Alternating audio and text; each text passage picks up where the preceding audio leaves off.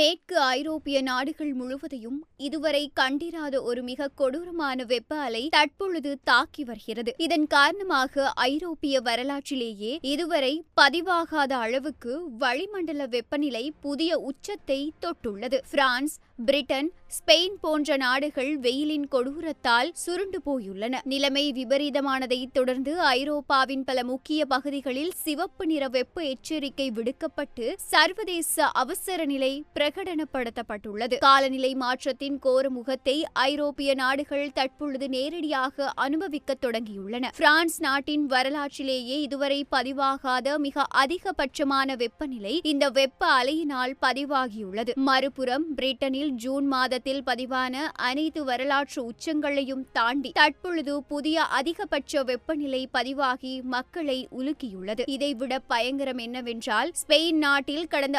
1950ஆம் ஆண்டுக்கு பிறகு, அதாவது கடந்த 70 ஆண்டுகளுக்கும் மேலான வரலாற்றில் இதுவரை இல்லாத அளவுக்கு மிக அதிகமான தினசரி சராசரி வெப்பநிலை தற்பொழுது பதிவாகியிருக்கிறது. ஐரோப்பிய வான்பரப்பில் ஏற்பட்டுள்ள இந்த திடீர் வளிமண்டல மாற்றம் காரணமாக ஒட்டுமொத்த பிராந்தியமுமே சிக்கலை எதிர்கொண்டு வருகிறது. இந்த கடுமையான வெப்ப அலையின் காரணமாக ஐரோப்பாவின் பிரதான ஆறுகளில் நீர்மட்டம் கணிசமாக குறைந்து வருவதுடன் வறட்சி மற்றும் காடுகளுக்கான தீ ஆபத்துகளும் பல மடங்கு அதிகரித்துள்ளன. ஐரோப்பிய ஒன்றியத்தின் காலநிலை கண்காணிப்பு அமைப்புகள் வெளியிட்டுள்ள தற்போதைய தகவல்களின்படி புவி வெப்பமயமாதல் மற்றும் எல் நினோ தாக்கங்களின் தொடர்ச்சியாகவே இந்த அதீத காலநிலை மாற்றங்கள் நிகழ்கின்றன. கட்டிடங்கள் மற்றும் போக்குவரத்து உட்கட்டமைப்புகள் இந்த அளவிற்கு வெப்பத்தை தாங்கும் வகையில் வடிவமைக்கப்படாததால் மெட்ரோ மற்றும் ரயில் சேவைகளும் பல இடங்களில் தாமதமாக இயக்கப்படுகின்றன. அடுத்தடுத்து வரக்கூடிய நாட்களிலும் இந்த வெப்பத்தின் தாக்கம் நீடிக்கலாம் என்பதால் முதியவர்கள் மற்றும் குழந்தைகள் தேவையின்றி வெளியே வர வேண்டாம் என உள்ளூர் நிர்வாகங்கள்